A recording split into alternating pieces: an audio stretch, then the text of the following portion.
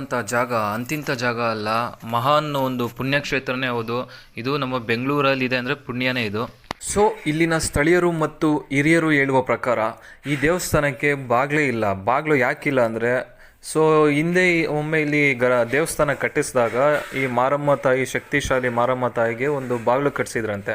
So ಆ ಬಾಗಿಲು ಬರ್ತಾ ಬರ್ತಾ ಅದು ಸೀಳಾಗೋಯ್ತಂತೆ, ಅಂದರೆ ಬಾಗಿಲೇ ಒಡೆದೋಯ್ತಂತೆ. ಸೊ ಬಾಗಿಲು ಯಾಕೆ ಒಡೆದೋಯ್ತು ಅಂದರೆ, ಇಲ್ಲಿ ನೆಲೆಸಿರುವಂತಹ ಮಾರಮ್ಮ ತಾಯಿಗೆ ಬಾಗಿಲು ಅವಶ್ಯಕತೆನೇ ಇರಲಿಲ್ವಂತೆ. ಯಾಕಂದರೆ ಅದು ಬಾಗಿಲೇ ಇಲ್ಲ ಅಂದರೆ ಅದು ಓಪನ್ ಆಗಿ ಪ್ರಪಂಚನ ನೋಡಬೇಕು, ಓಪನ್ ಆಗಿ ನೋಡಿ ನಾನು ಇಲ್ಲಿಂದನೇ ಎಲ್ಲ ನೋಡಬೇಕು ಅನ್ನೋದೊಂದು ಆಸೆ. ಹಾಗಾಗಿ ತಾಯಿಗೆ ಈಗಲೂ ಈ ದೇವಸ್ಥಾನದಲ್ಲಿ ಡೋರೇ ಇಲ್ಲ. ಇದು ಒಂಥರ ಚಕಿಟ ಅಂತ ಅನಿಸ್ಬೋದು. ಅದೇ ಒಂದು ಶಕ್ತಿಶಾಲಿ ಶ್ರೀ ಬಗಳ್ಗುಂಟೆಯ ಮಾರಮ್ಮ ತಾಯಿ ಅಂತ ಅನ್ಬೋದು. ನೀವು ನೋಡ್ತಿದ್ದೀರಲ್ಲ, ಇದೇ ತಾಯಿ.